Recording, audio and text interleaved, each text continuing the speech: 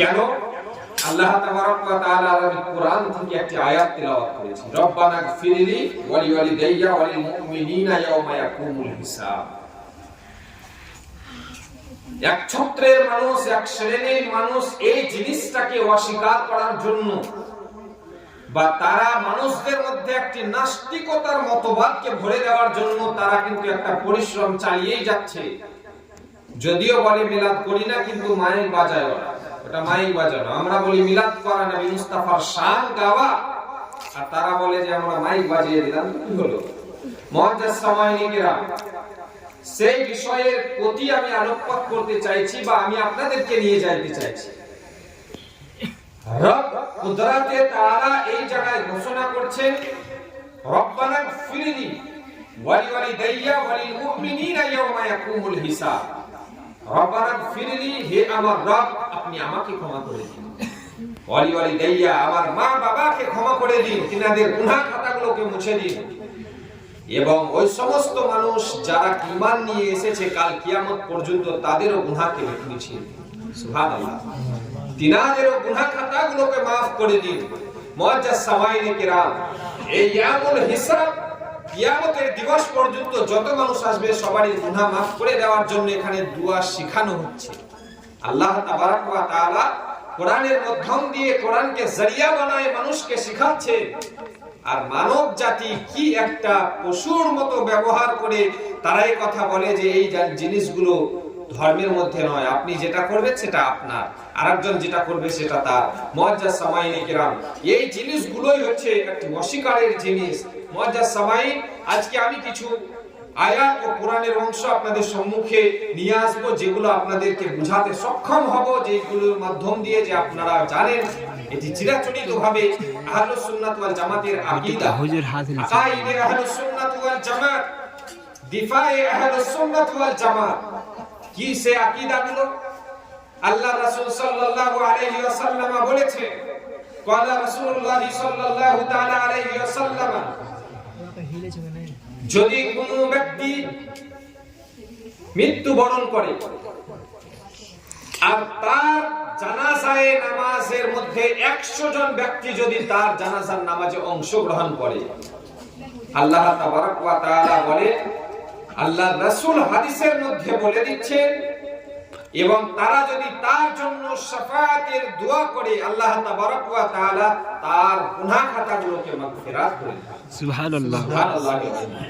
মুআজ্জাজ সামাইনে কিরাম, তাহলে এই যে হাদিস যেটি আপনাদের সম্মুখে তুলে ধরছি, এই হাদিস বুঝাচ্ছে বা এই হাদিস আপনাদের সম্মুখে বলতে চাইছে এই কথাটি, যদি কোনো মানুষ গুনাহগার হয়, এগুলো কিসের জন্য?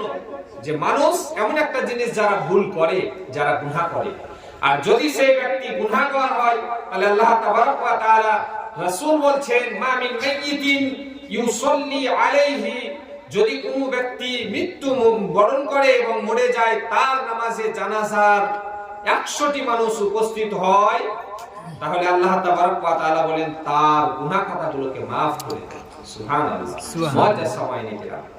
এইবার এই হাদিসের ব্যাখ্যাকারক যিনারা আছেন, মুহাদ্দিসিনগণ, তিনারা বলেছেন, কি বলেছেন?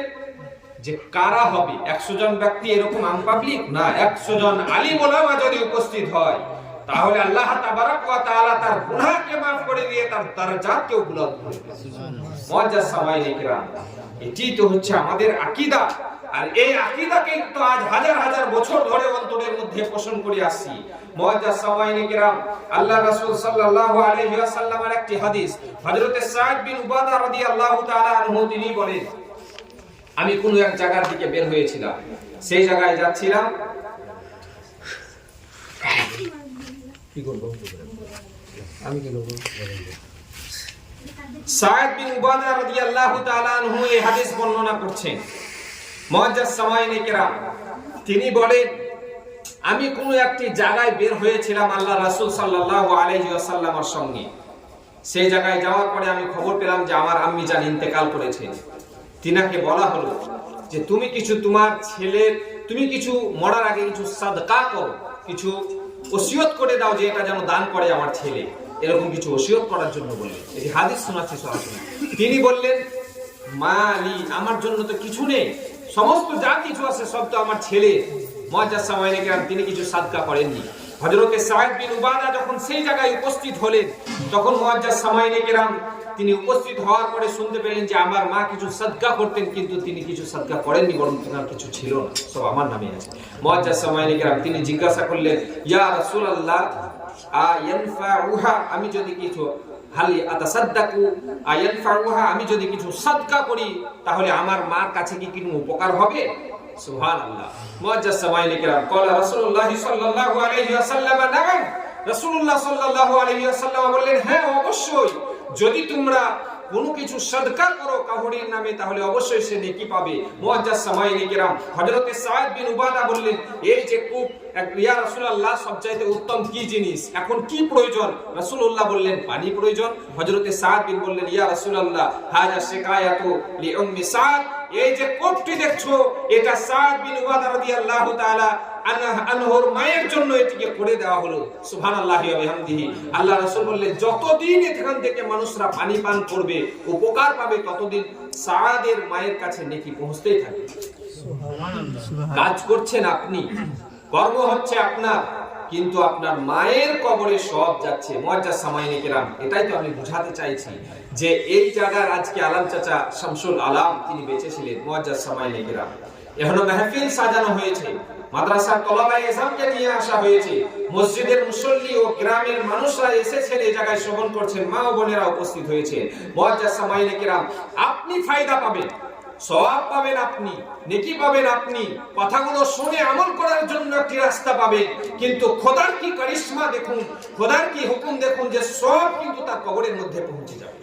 সুবহানাল্লাহি ওয়া বিহামদিহি। মুআজ্জাজ সামাইনে কেরাম এটা হচ্ছে আসলে ইসলাম ধর্ম। আর যদি বলেন যে মরে গেছে, মাটিতে মিশে গেছে, আমাদের সঙ্গে কোনো সম্পর্ক নাই, তাহলে এর সঙ্গে ইসলামেরও কোনো সম্পর্ক নেই, ইসলামের সঙ্গে তাকে কোনো রকমের সম্পৃক্ত করা যাবে না। মুআজ্জাজ সামাইনে কেরাম আল্লাহ রাসূল সাল্লাল্লাহু আলাইহি ওয়াসাল্লাম যে সমস্ত কথাগুলো বলেছেন, আল্লাহ তাবারক ওয়া তাআলা রাসূল যে কথাগুলো বলেছেন, মুহাদ্দিসিনে কেরাম যে কথাগুলো বলেছেন, সেই জিনিসগুলোর প্রতি আমাদের আমল করতে হবে। এগুলো জানবো কোথায়? আলিম উলামার দরবারে উপস্থিত হতে হবে। তিনারা যে সমস্ত কথাগুলো বলবেন এগুলোকে সরাসরি রেফারেন্সের মাধ্যম দিয়ে হাদিস ও কোরআন থেকে বলবেন। কিতাবের নাম হচ্ছে রাদ্দুল মুহতাজ, তৃতীয় খণ্ড 151 নম্বর পৃষ্ঠার মধ্যে একটি রিওয়ায়াত এসেছে। তিনি যেখানে বর্ণনা করেছেন, যদি কোনো মানুষ মরে যায় আর তার কবরের মধ্যে যদি কোনো একটি কিছু তেলাওয়াত করে ইশার করানো যায়, নেকি যদি পৌঁছানো যায়, সুবহানাল্লাহি ওয়া বিহামদিহি, খোদার হুকুমে সেই নেকিটি পৌঁছে যায়। এই কিতাব আল্লামা ইবনে আবিদিন শামি তিনি এই কিতাবের মধ্যে লিপিবদ্ধ করেছে। মুআজ্জাজ সামাইনে কেরাম মুসনাদে আহমদ 23810 নম্বর একটি হাদিস এসেছে। এই হাদিস কি বলছে? জিজ্ঞাসা করা হলো, তোমাদের মধ্যে উত্তম কে? এই জায়গায় মানুষ আছে, উত্তম কে? খিয়ারুকুম মান আকরামা তুআমা ওয়া তাকরাউস সালামা। তো মুসনাদে আহমদ হাদিস নাম্বার 83810, এই হাদিসের মধ্যে বর্ণনা করা হয়েছে 23810 এর মধ্যে, খিয়ারুকুম মান আকরামা তুআমা ওয়া তাকরাউস সালামা, তোমাদের মধ্যে উত্তম তো সেই ব্যক্তি যে খাবার খাওয়াবে এবং একে অপরের মধ্যে সালামকে ছড়িয়ে দিবে। মুআজ্জাজ সামাইনে কেরাম এই যে খাবার খাওয়ানোর কাজটি, এটা উত্তম কাজ। এই কাজ সম্পর্কে বুখারী শরীফের মধ্যে হাদিস এসেছে, আইয়ুল মুসলিমি খায়রুন ইয়া রাসূলুল্লাহ। নবী মুস্তাফাকে সাহাবায়ে কেরাম জিজ্ঞাসা করলেন, মুসলমান তো অনেক আছে, ইয়া রাসূলুল্লাহ কোন মুসলমান সবচাইতে উত্তম? আপনার আমার প্রিয় নবী মুস্তাফা সাল্লাল্লাহু আলাইহি ওয়াসাল্লাম বলছেন যে তোমাদের মধ্যে খায়রুকুম, তিনি রাসূলুল্লাহ সাল্লাল্লাহু আলাইহি ওয়াসাল্লাম বলেন তোমাদের মধ্যে ওই ব্যক্তি সবচাইতে উত্তম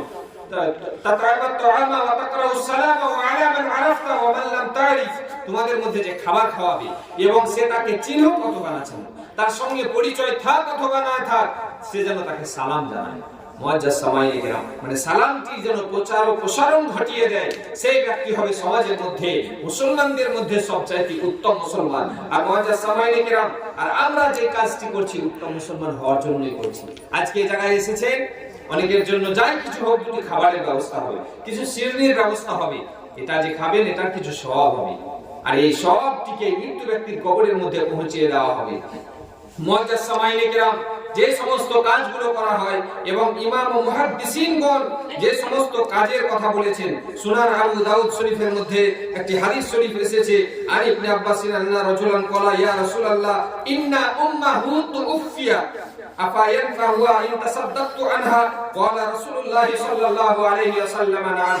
একজন আরবি, একজন দেহাতি নবী মুস্তাফার দরবারে হাজির হলেন। হাজির হওয়ার পরে বলছেন, ইয়া রাসূলুল্লাহ, ইয়া হাবিবাল্লাহ, নবী গো, এই যে একজন ব্যক্তি এসেছে তার আম্মি জান ইন্তেকাল করেছে।